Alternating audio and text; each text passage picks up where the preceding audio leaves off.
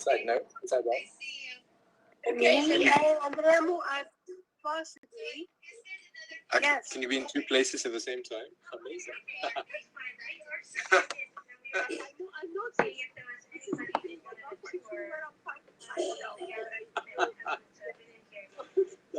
that's a broadest existential question.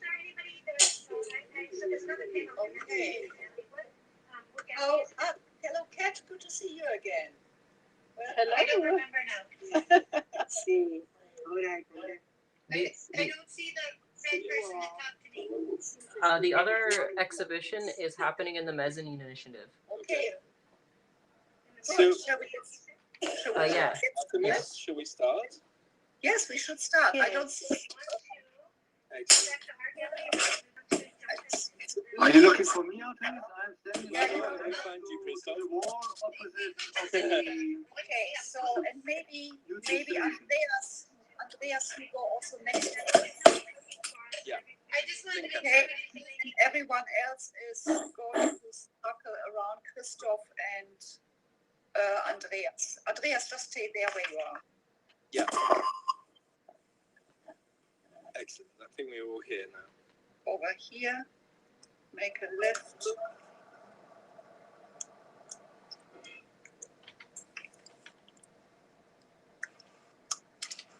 Okay, that's a great view from here.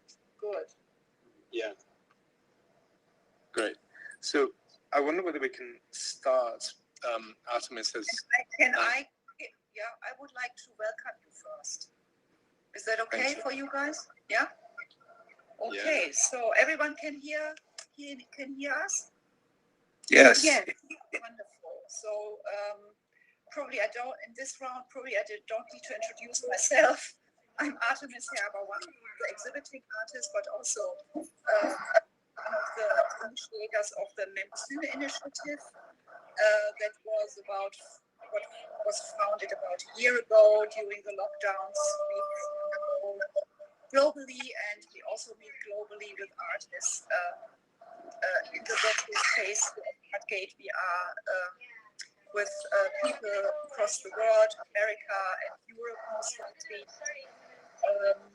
And I wanted to welcome you warmly here in this bizarre rainbow color crowd. The Metaverse Initiative exhibition, Metaverse, Meandering Roots of Memory, takes the opportunity of this event today to address subjects as materiality, the future, and memory in the digital age.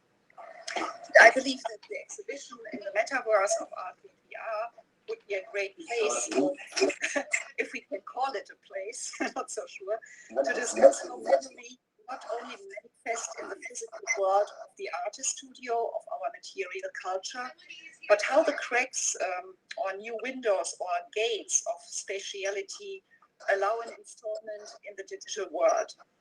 As we use such a platform to explore the artist's works within the fabric of its manifestation and digitalization, it unfolds spaces such as tour galleries, art, image banks. There is some background noise. Did you turn off your phones? That would be nice. So here we are now, and I'm more excited than excited to welcome our guest, Andreas Nikopoulos, professor at the Westminster University in London, author, poet, and also exhibiting artist himself here in the Metaverse Gallery. As our moderator today, he explored in the field of landscape and spatial justice. He couldn't find a better cooperating partner to address questions of materiality, future, and memory in the digital age. However, we can't do so without introducing our dear friend, highly accomplished philosopher, best-selling author, and speaker, Christoph Barch from Germany. He teaches at several universities and is regarded as Germany's most down-to-earth philosopher, which I can only attest because without Christoph's workshops and conversations over the last 12 months or so, we didn't come that far in our collective and artistic approach to understand deeper philosophical layers of memory through the overwhelming encounter with Mnemosyne. Christoph, you will be the best to introduce us to the basics of Mnemosyne, the ancient titan of memory, remembrance, and commemoration. So thank you to both Andreas and Christoph, and first of all, dear artists, for being with us today. And I will give the word to Christoph first to introduce into our Mnemosyne topic of memory in the digital age, and then you, Andreas, will take over the moderator for today. Thank you and welcome. Yeah, thank you, Artemis, for the very, very kind introduction. And first of all, I would like to know whether everyone can hear me, because there's still a lot of movement in the room, and sometimes there's some side noise coming in. But is it okay? Can you hear me? Yes, yes. Okay, that sounds good. Yeah, so again, thank you, Artemis, for the introduction. And of course, it is a very kind invitation to make some remarks on Mnemosyne on that occasion. For me, I have to confess, this is really a brand new situation. I've never been to a purely virtual gallery before. And it took me quite some efforts in order to get in here, but happily enough, I managed it. And of course, it is difficult and special for someone who is very familiar with ancient Greek mythology and philosophy, and who uses to dwell in spaces which are more than 2,500 years old. So life is always a movement. It's quite an amazing experience to do this with you today here in this gallery. Well, Mnemosyne is the topic of the exhibition, and the name of our common project, however, is a most fascinating deity from ancient Greek mythology. I just want to remind you in short words, in a few sentences, with few remarks on the methodological background of the Mnemosyne myth. And next, I would like to make some remarks on the philosophical interpretation of Mnemosyne. And finally, I would like to refer to Mnemosyne's significance for art in general and for art in the digital world in special. So let us remember of who Mnemosyne is from a mythological perspective. Mnemosyne is the daughter of Gaia, Mother Earth, and Uranus, the starry sky. She is one of the 12 gods and goddesses who were called the Titans. That means she belongs to the second generation of ancient Greek deities. As a Titan, she belongs to a sphere of the Greek mythology which is quite different from the one we are more acquainted with, namely the Olympian gods. The Olympian gods differentiate from the Titans by, let's put it this way, by their aliveness. The Titans are all about power. They are all about major principles by which the cosmos is ruled. And Mnemosyne is one of these principles, because Mnemosyne can be considered to be something we may call the cosmic storage of knowledge and wisdom. I love it. This is indicated by the name of this goddess, because we can translate the word Mnemosyne to modern language by using the term of remembrance or by memory. Both is true. It derives from the Greek word mnemi, which means memory in general. So when we talk about Mnemosyne, it is all about something we can remember, something we can remind of. It is something that can be known and which has to be known in order to lead a life which can be called in the proper sense of the meaning of the word life, a life full of aliveness. So Mnemosyne is an important goddess in the ancient mythology. She is representing universal cosmic wisdom and knowledge. But what is true for all of the Titans is true for Mnemosyne as well. Their world is some kind of static. There is little life and little movement, little dynamics in the Titanian world. So Mnemosyne, let's call it the cosmic storage of knowledge and wisdom, is not activated as long as something else doesn't come in. So what is required to activate cosmic knowledge? Due to mythology, it is the marriage with the most important god of the Olympian world, namely Zeus, which actually actualizes the global storage of Mnemosyne. Zeus and Mnemosyne become a couple, and they make love to each other. And by making love to each other, 9 beautiful daughters are progenerated. And these 9 daughters, they are called the Muses. Of course, we all know the Muses because they are, so to say, divine incarnations or representatives of the different arts. The Muses are all about activating global cosmic, let's say, call it cosmic divine knowledge. The Muses are in charge of giving a voice to what actually is. Without the Muses, we wouldn't have any knowledge of the divine background, the divine layer of reality. Therefore, it is the work of the Muses through which we get access to the layer of significance and meaning which is definitely necessary in order to be humans in a proper, real understanding of the world. Now, the fascinating thing is that in order to, let's put it this way, Mnemosyne could only give birth to the 9 Muses through the marriage with Zeus. So if we transfer this to a less mythological language and try a philosophical interpretation of this ancient myth, we can say that through the marriage with aliveness, through the marriage with Zeus, who is a representative of cosmic aliveness, the global, the cosmic wisdom becomes stimulated and activated, and art is created. Remember, the Muses are the incarnations of art. And in order to activate the capacities and the potentials of art, we need this incredible marriage between aliveness and potency, such as Zeus, and the hidden, concealed wisdom and memory which is incarnated through Mnemosyne. Now, one thing which really strikes me a lot when talking about ancient mythology is that at the end of the day, it has been a love affair through which art, in the shape of the Muses, came to the world.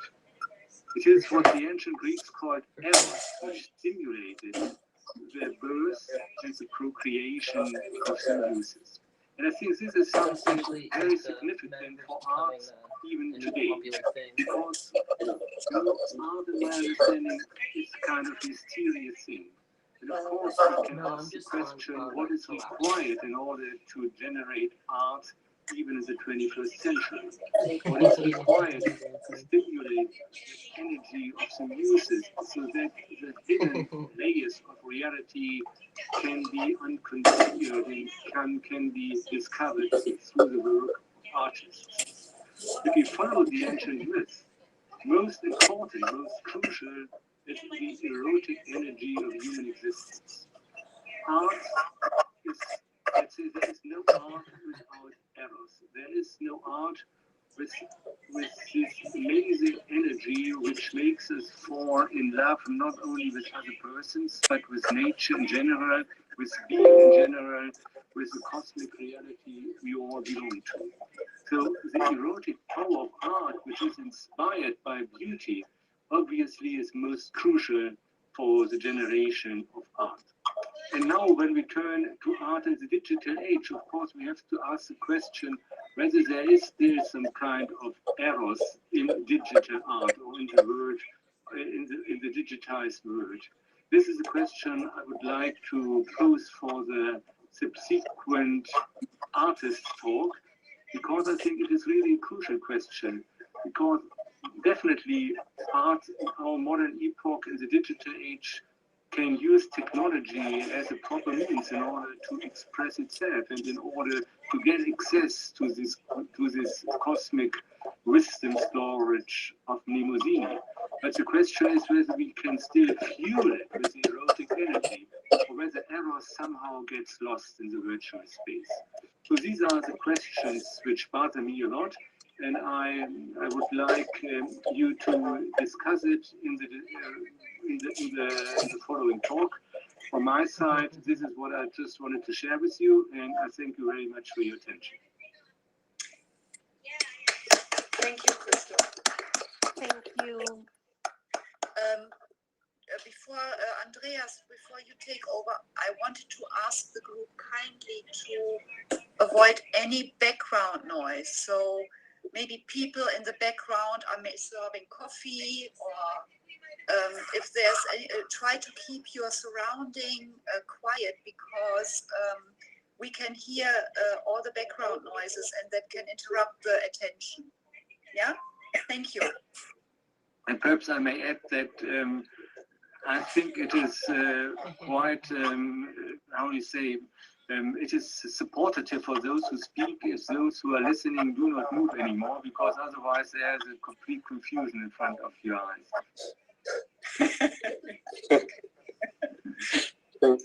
Thank you, Christoph. Thank you, Artemis. Hi, everyone. It's quite, I think it's quite an interesting thing that we are sort of meeting here in a no space and a no time. You know, we are, I think collectively we inhabit quite a few time zones. And in terms of the kind of space we are inhabiting now, it is, it's just, as we know all, it's a very peculiar space. It's quite a disembodied space. And the eros that Christoph was urging us to, I think would be incredibly awkward to practice right here. But one can try, and I think that's. If I may just say something about the connection, I suppose, between Zeus and Mnemosyne and in order to activate that, there's a problematic aspect to it from a feminist perspective. That is, the female element requires the activation of the male element in order to flourish. But I think we can also see it in something in a slightly different way. I would reverse that, and I would actually say that it is rationality, which is expressed by somebody like Zeus and the 12 gods, are in need of this creative, orgiastic energy of the Titans, the darkness, and as it were, the dark room of the Titans in order to create.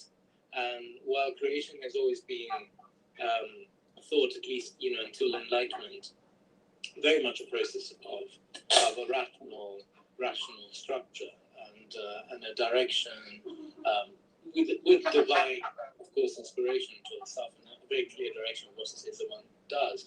We now know nobody in their right creative mind has ever done this just with rationality, nor, however, just with the dark energy of the Titans. So, I mean, I wonder whether we can actually think of Eros a little bit like that, like this divine fusion, as it were, between, on one hand, the stuff that we think we're doing, the rational energy that goes into our work, and on the other hand, the stuff we can't explain. That's why quite often artists are really bad at talking about their work, because a lot of things are just not to be explained. They do not belong to Olympus. They belong to the darkness of the Titans. And with that in mind, I hope whether we can actually address some of these issues, some of these questions. Maybe perhaps each one of you could actually, we could do a little bit of a kind of a walking tour, as it were, and then look at some of the works that are here. I know that there is an issue with the videos. So Artemis, I'm not quite sure how we're going to look at the videos, but perhaps we don't look at the videos right now, but we just take some time later on to look at them, because otherwise they'll interfere with what we're trying to say. But we can actually just look at some of the work, and then perhaps the artist in question can tell us a little bit about the process, about this fusion, this erotic fusion between the rational and the irrational, the instinctive, or whatever that thing is. And also perhaps think about the difficult times in which we have been working. This dark 2 years almost of collective memory loss, where these 2 years seem to not count towards the natural measuring of time. But of course, they extend infinitely more than just 2 years. So we are in this whirlwind of different time, different temporality, and how our work has kind of come through that, what it did to it, and what this timing has done to our work. So I wonder, the first work I see is by Albert, and it's right here. It's this, let me go there. It's just this, no, wait. No, wait, is that Albert? Because I can't access the information. But let's go to Albert here. Is that okay, Albert? If we were to go Yeah. Yeah, can you hear me? Yeah. Do you usually want to come closer? Okay, I'm trying.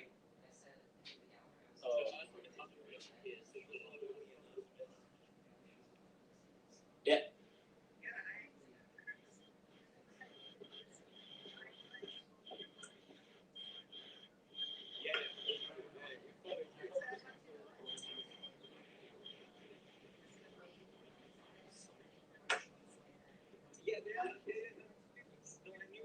Okay, yeah.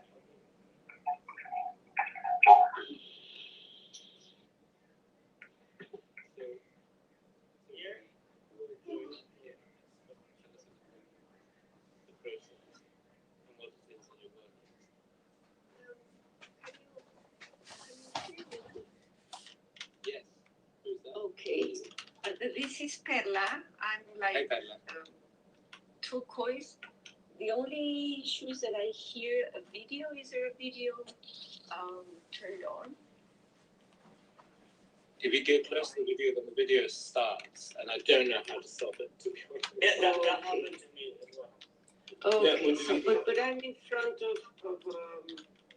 you all. Okay, can you still hear the video? Yes, I can hear you. I've been finding.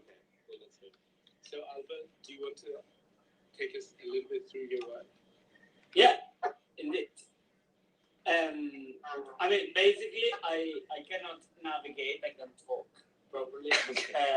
All my literally my work. I don't know why my screen is not loading, but maybe it's my computer. But I can talk if you can see it about the process. Basically, they're one of one prints. They are etching on copper using California varnish, and they are meant to be mechanism to reproduce. And I decided to use them as one of one. And after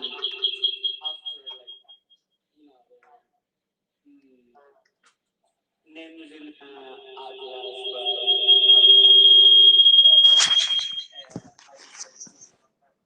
try to not update it, but I think it's something similar thinking on that document created as a pre-internet and using the plates then to display as the pixels of the modular, they can grow, they generate one for image. It's possible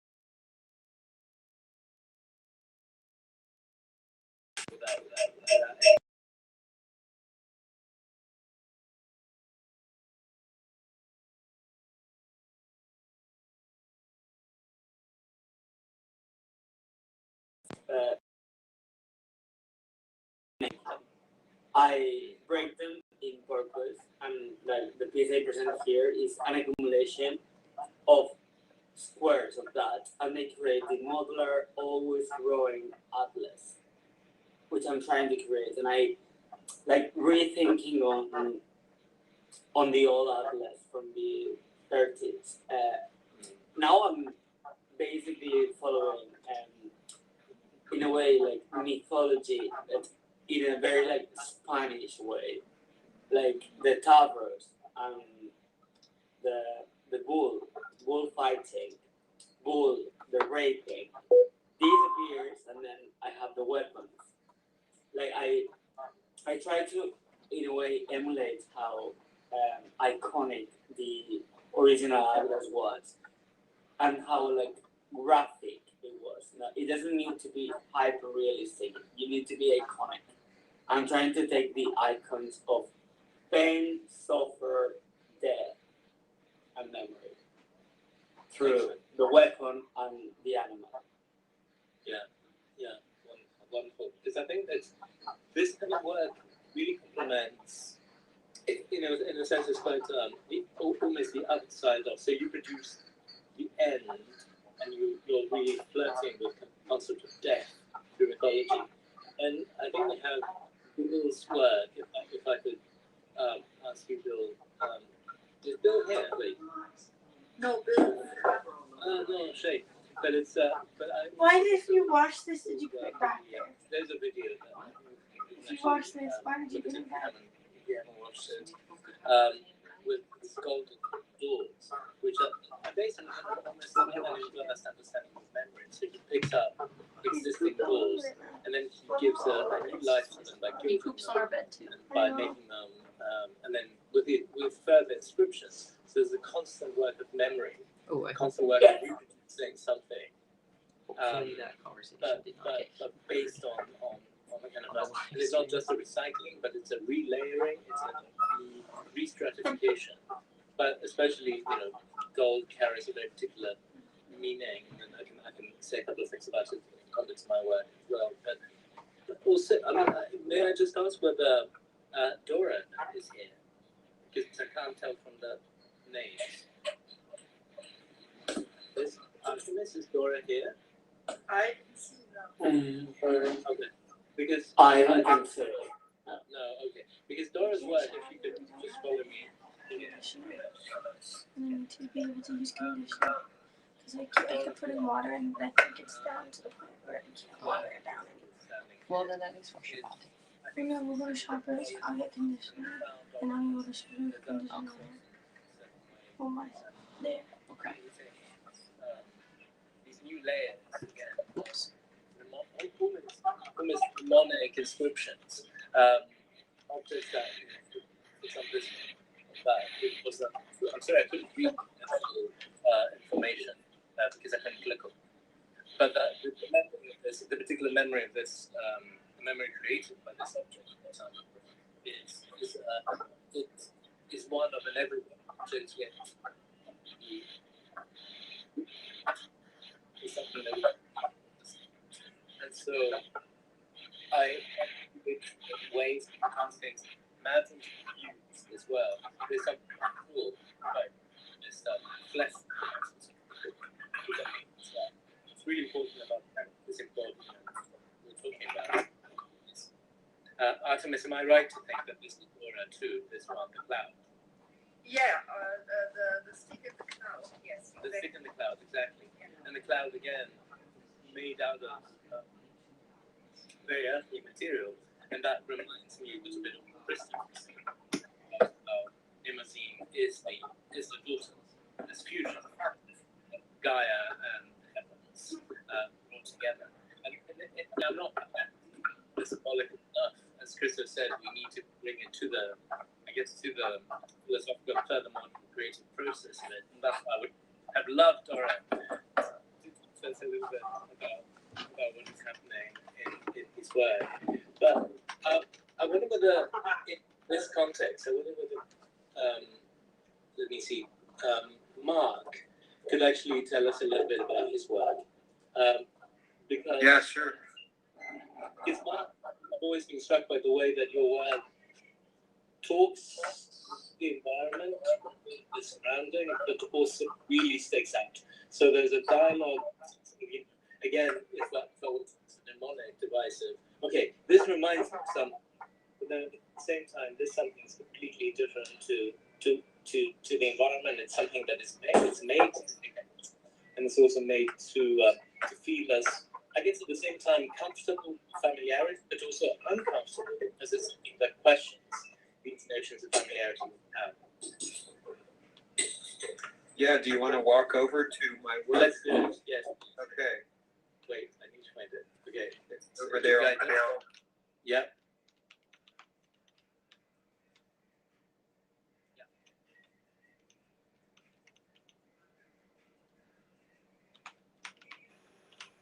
Here we are. Yep, there we are. Are we all here? I think, well, I hope so, although I can't see everybody, but hopefully everybody's here. Yeah. So, one thing that I'm struck by, just having been at Dora's work, especially the one that is shaped like the cane with the woven hair strands, is the power of texture and material with her work. There's also that memory of whose hair was that, and it was part of their body and the proteins that make up the hair. And to me, it's a very visceral, bodily kind of reaction to the piece. And there's almost a body memory that happens for me when I look at her work, which is kind of interesting because here we are in a digital space, and I think it's kind of amazing that I got that much of a visceral reaction through the digital representation of my work. And with my work, texture is also quite important, and I'm hoping for a kind of a visceral reaction from the viewer as well, where the memories that are sparked are not just mental memories, but body memories, DNA memories, physical memories that hopefully then connect you back to the earth, which is also very physical and very material and very textural and color, and all of that is important. But this piece also, to me, it's a very magnetic piece to me, and I think it's curious. I guess I would pose a couple of questions. It's are you attracted by the void in the center, or are you somewhat repulsed or repelled by the void in the center? Because people have different reactions to voids, to things. It's you might note what your emotional response to the piece is, and then if you look at the texture carefully and the color ombre that it gives out, a question might come up as to whether you think it's old or young, or both. It's a big quality to the piece, I think, and if you kind of pay attention to maybe your own breath and how you're breathing, and then maybe ask yourself, is the piece breathing? Is there some sort of arm expansion and contraction that happens? And I guess finally I'd like to touch on something that you mentioned earlier, which was the void as a symbol of things that are, it's empty, yet all things are possible, and it's mysterious, and the potential, anything to happen is there. And so there's that art that you alluded to earlier that really does become kind of hard to put words on, and yet it's a feeling that I think we all know, or hopefully have known and have experienced at some. And it's that kind of feeling that I think might relate to Eros and what Christoph was saying about bringing things alive, and hopefully then that sparks that to the earth, into Mother Earth, and the living connection that we have there. So maybe I've said enough. Maybe I've said too much, but No, I mean, I think I'll turn it I back. think it's quite wonderful. I'll open it up to questions or whatever. Thank you, Mark. Thank you. I think that's very wonderful. And the question that you asked about the void, I think is particularly interesting because, to be perfectly honest, I never saw a plenitude throughout, and I saw this richness that was totally inviting. So I had no feelings for whatever you call the void. I had this feelings for the fold. It was great to sucked in this, and I think that's this kind of exactly this sort of almost vegetal post-human of not just visual but actually very tactile, and actually even imagine the smell of it, etc. So I think it's quite an achievement to bring these things together. And I wonder whether I know that I see Anna Perla is is- smelling it now. yeah, exactly. She's smelling it now. I'm trying to as well, but not as much as that.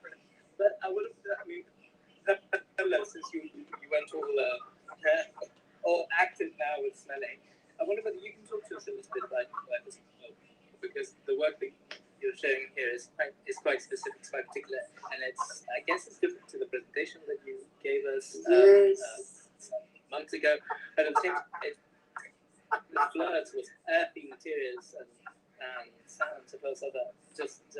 Actually, I have to say, it caught me by surprise. So, do you want to tell us a little bit about your work? Yes, but we I'll can't tell you, no, because then you wouldn't hear me, right? Stop it. Yeah. So what I can say is that it also caught me by surprise. I wanted to do something that would relate to, yes, the earth, the rocks, and how to deal with them, and how to deal with the memory of earth. In a way, I've been dealing with this topic for some time because I'm doing this exhibition soon. So it felt that I needed to do something for this virtual world, and I couldn't find what to do exactly. So talking with Artemis, I had made some photographs that I printed on a cloth. So what you see are videos of videos I took of vegetation that I made. So it's, how can I explain? It's because I am listening to my video, unfortunately, it doesn't stop. So I'm listening to myself while we speak. It's a bit of a nightmare, yes. And so I have these cloths that are quite, I would say, extraordinary because they're almost flowing and are immaterial, almost in a way as the stone is a reverse. So the materiality of the stone talks to me about something, and then the cloth printed of those stones talk to me in a different way. And when I do another layer of them, installing flowers that I made myself, so man-made flowers in this landscape that is quite eerie and bizarre and strange, it suddenly reminded me of a very earthy land process. I mean, I'm in layers and layers of processing what the earth is and what the volcanic rocks are, because that's what I'm dealing with now. So I had to go to the very furthest the furthest. I hadn't done anything like this before. Let's put it this way. So for me, it's almost a very strange image because there's this very volcanic voluptuous forms that suddenly talk to me about memory in a way, memory of the earth, and eros in another way. So I'm a bit at awe myself about all what's going on. I'm not sure where it's going. I'm learning a lot in this process, but it's been like a surprise as well for me. It's an ongoing process. I love what you said, Paula, about the surprising aspect of it. That how many times we actually, well, the majority of times I think we don't know where we're going to end up with this process, particularly the geological Cat, aspect of it is especially come here. interesting, whether it's Quick. through the material that we use, the kind of representation that we play. But I think the geological thing that is a little bit like our inner secret, the stuff, the inner planets, the stuff that we should be able to know, we should be able to tell something about it. But then, of course, we don't. And when it goes through, it's precisely that moment of connection between that and whatever that other rationality is. So the format in many respects is a rationality. It's a kind of a way of sort of bringing this to the fore and saying, okay, we're taking this geological darkness, bringing it out towards sort of light. But what is going to happen will always be surprising. I guess I mean the same thing if we were to go. I mean, I know that Anna isn't here, but just to go to her work quickly.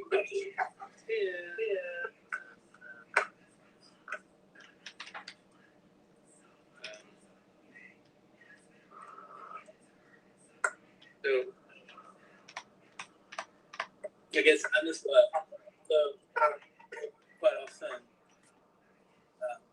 I guess, I've always been practice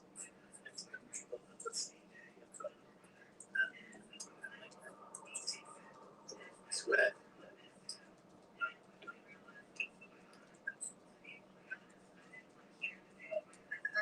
Thanks. Oh, you can't hear me? Yes, now yes. Yeah, now perfect. Okay, sorry. Okay. There is a very strong background. I'm pretty sure it's not happening to me. But you can actually see that to me this is very good. It has the ripples are both geological and almost like, I don't know, the kind of the waters that one imagines to be in the deep folded in the carbon deposits. There's something very about it, and also very like and Bill speaking about Baishi's work. I think that's, again, I don't know, like maybe I'm just reading too much into this show, but I think there is a very clear line that's trying to bring together precisely those two edges, two extremes of Imazine. And I think, I'm really sorry that Anna isn't here today, because I would love her to talk to us a little bit about it. But just to, if I could go.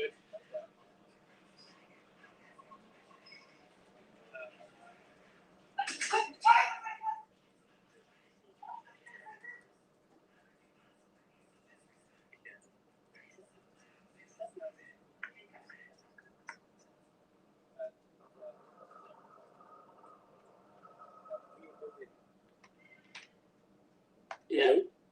Okay. Yeah. Okay. So. Okay. Yeah. Everything. So that's that. To me, that sense naturally rational problems is never at the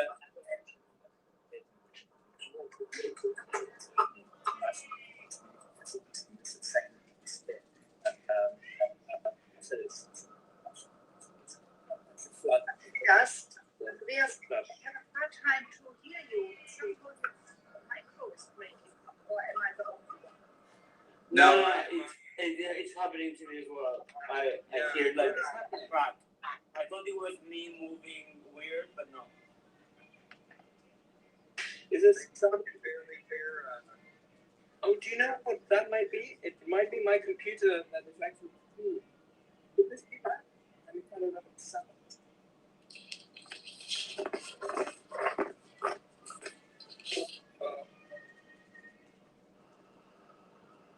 I'm getting a lot of background noise, like the ocean. Yes, Sorry, guys. I came back because I just got with a video thing. How is that now? Is it better? Yeah, no, it's perfect. Yeah. This is so strange. I have no idea what's happening. But anyway, yes, I couldn't hear myself either. Anyway, so just briefly to say that the step ladder is a kind of a link between essentially a darkness, a thing that has never been quite explored, and we're too afraid of it, and that usually is steeped in the water. And then the promise of the rationale is never delivered because it always ends up in more water, or it ends up in forms like jellyfish stuff, which again is very strange. And the use of belief is precisely sort of just surface.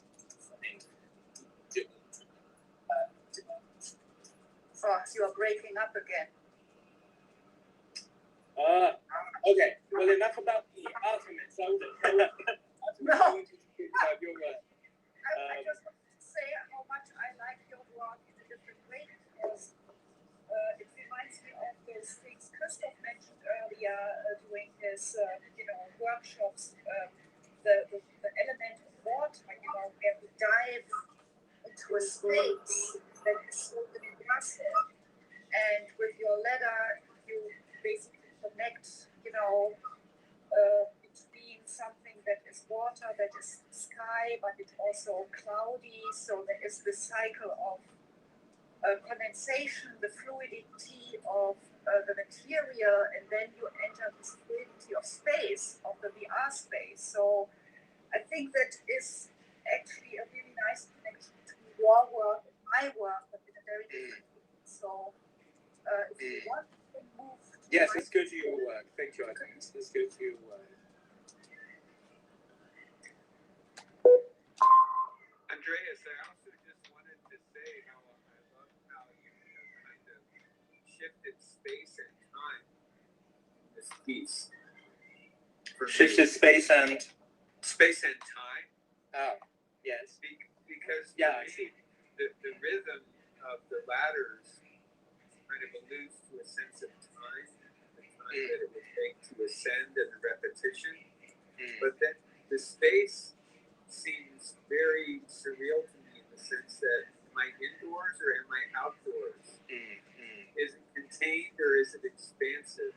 Because the way you kind of have that drawn rectangle which alludes to the interior of a room and a few corners, lines on the corners that make me think it's enclosed, but then the sky and the landscape is so expansive. So I kind of love the plane and the time and space piece, if you know what I mean.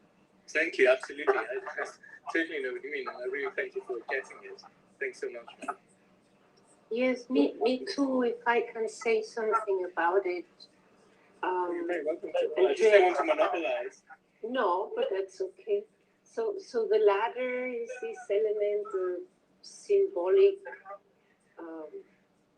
that we all the cultures have, and so for me also it's a symbol of transformation and ascending, descending, going from one place to the other, whatever that might mean, or nowhere, but just moving or transforming ourselves.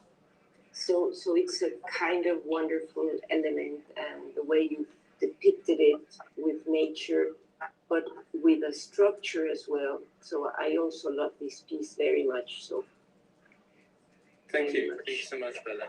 It's quite architectural. I thought you might like it. It's quite space specific. It's great. Andreas, can I ask you, like, you use gold, right? Gold. Yes. Yeah. Which kind? So it's is it like gold leaf or it's a mixture. It's gold metal paint and gold leaf. Okay. That I just wanted to know. Yeah, Thank you. yeah. It's fun, but just need a little space to just make a total mess. Yeah, Artemis, you have a lot of different. space in your studio, and I've always been very envious about the space. Gold is something that appears repeatedly in your artwork, right? I think. Yes, that's right. That's why I was, yeah. You form the gold around the water, motive in water, which creates a kind of iconic picture of something that is a natural element. So That's right. And the gold is also an allusion to Byzantine iconography. Right. And of course the step ladder as well. And so there's a lot of this kind of, cosmic depth that is in theory infinite, but it's also so flat. But Artemis, shall we look into your work a little bit? Because I particularly love this one, which I had never seen before to the show. So you can tell us a little bit. I mean, you are clearly the one who manages to combine the classic Greek elements so eloquently. And you are the one who's closest myth interpretation, I think, than any of us. So perhaps you can tell us a little bit about it. So we are looking at the one with the black and white stripes. That's right. Okay. So this one and the next one to it, which is also informed by digital projection.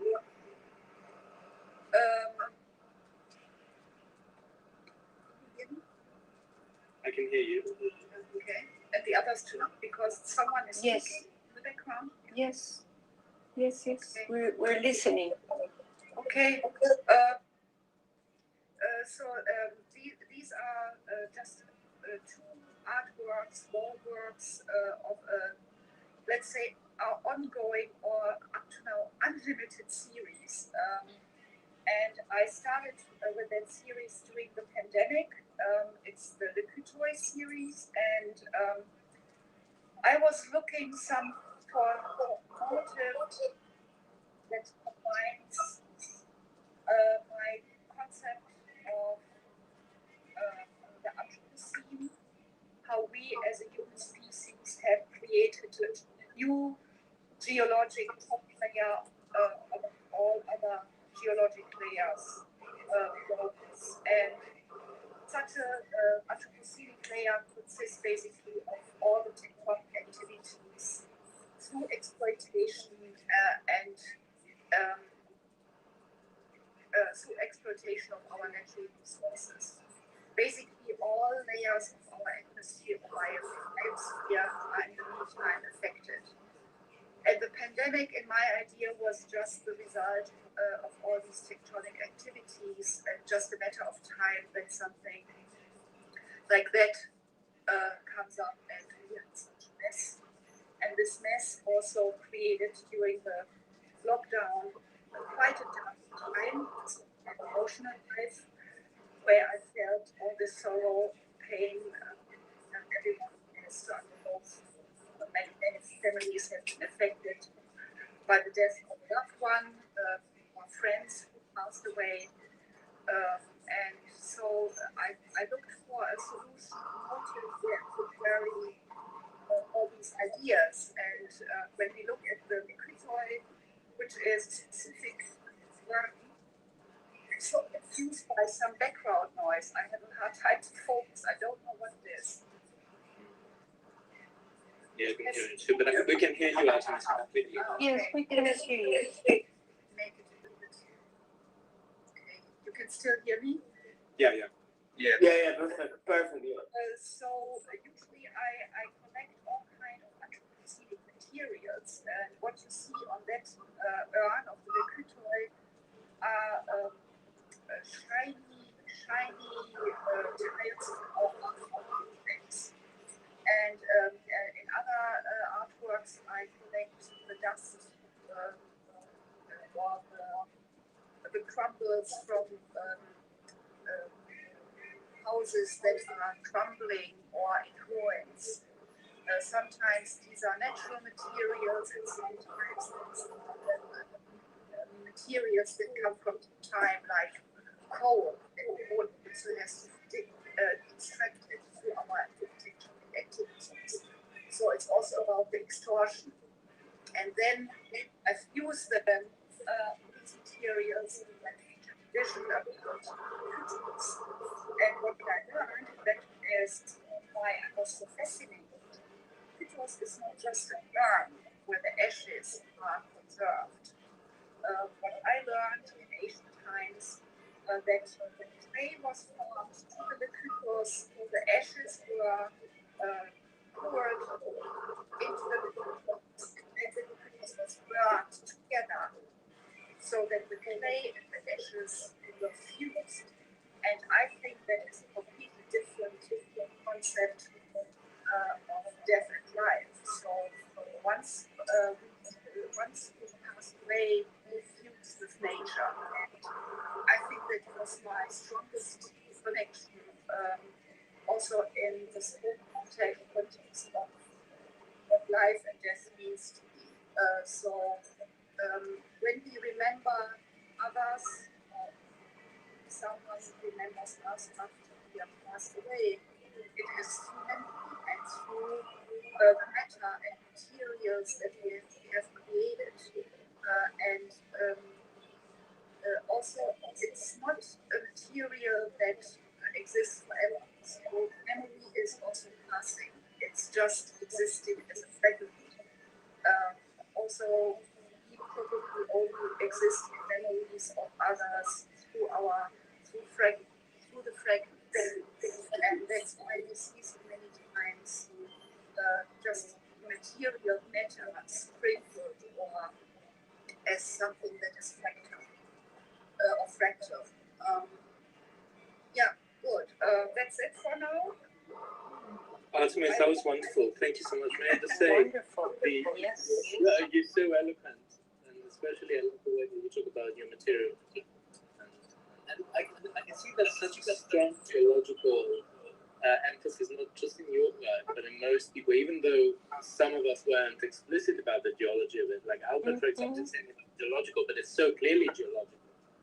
And I think quite a lot of work has a very strong connection to this, and I think the Anthropocene is absolutely a guiding, as it were, thought or practice in what we're doing. So I'm just looking forward to the kind of texts that are going to come out of this show. I know, Artemis, you're working on it, and I'm just very much looking forward to seeing the kind of motifs you're going to be pulling out of this. So, and maybe I can add something to that painting specifically, because when you visit my website, you will see similar abstractions. The black and white stripes come from the hazardous tapes we can buy in order to create point out that there is a danger zone. So sometimes I have the yellow-black stripes in my paintings. So there is not this kind of heavenly sphere, but it's just marked as a sphere that is not inhabitable, that is dangerous, that is hazardous, or even poisonous. So that is sometimes something you will see in my artwork. And the other one, which is also a combination of a painting and digital projection, that is something important for me, especially when it comes to the new technologies we are dealing with, because on top of the physical material meta work, and you can look at it later, I create, let's say, hybrid objects, fusing painting with moving images. And these moving images become, on one hand, painterly, and then in reverse, an inert object becomes an animated site of mediation. So there is a mix of disciplines that are transgressing the boundaries between something that is computer generated, or we have these super computer generated sequences, the moving images from edited video footage with the paintings. And so they are, let's say, layers of realities And I think it's important that we start to discuss those terms when it comes,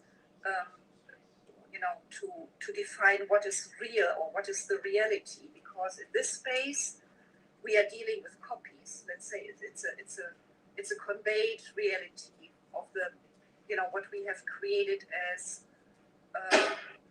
Now I'm getting in trouble to use the right terms. So what we have created from the physical world, and now we are looking at artworks simulating a gallery experience, but actually these are just pixelated surfaces, creating the illusion of a real work. So we always have to be aware what we are dealing with, right? And then those works also expand into the projections. So they are not always framed. Sometimes I also experiment with sequences that expand into the space, which are extending the scope of the painting. And so everything is expanding into the space.